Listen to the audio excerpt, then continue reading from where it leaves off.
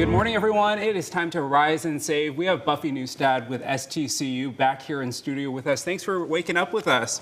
All right, Buffy, let's talk about holiday spending. It's underway right now. I mean, my goodness, we're already past Thanksgiving now. You know, there's Black Friday, Cyber Monday, so people are probably already shopping.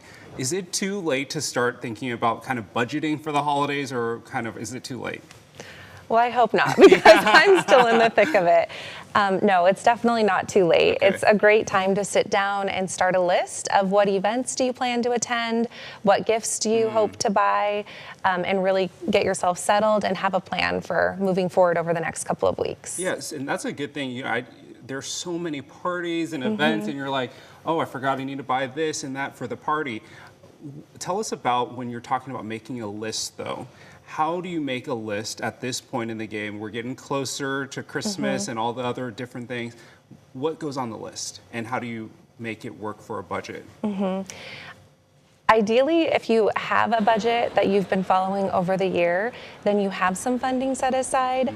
But if you don't, a good place to start is to look at last year's spending and how much did you allocate or actually spend per event. Did you take a side dish? Did you take a white elephant gift? Those are all really important things to consider, because saying yes to that invitation usually does have a dollar sign behind it. And talk about sticking to the budget. What's a good way to kind of stay within the guardrails? I would say, you know, you have the budget, but then you see, oh, this gift would be so good for this person. Can you talk more about how to stick to the budget? I think remembering that truly the spirit of the season is not about spending money, and kind of bringing yourself back to that, and recognizing you can still make very special memories and have a lot of special experiences that aren't tied to dollar signs. So maybe there's a perfect gift and you can't quite purchase it. It's finding something different and just being realistic with yourself about that. I love that. Yeah, get creative. I think some of those more sentimental, meaningful gifts mean a lot to your loved ones also. Okay, but do you talk about impulse buying, though? Because it is hard. You see all these flashing sales everywhere you go. Everything's on sale always.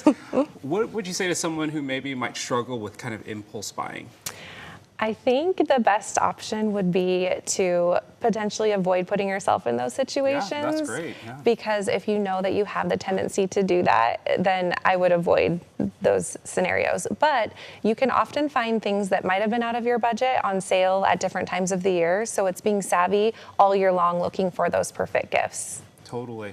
And then, you know, it does seem like this time of year, you already touched on this, that it seems like it's always like buy, buy, buy. What are some alternatives that maybe you've done, or something that you've seen really creative that others have done that maybe folks could take some tips from? We have a lot of free light shows around town, and that's a really fun thing to do with your family.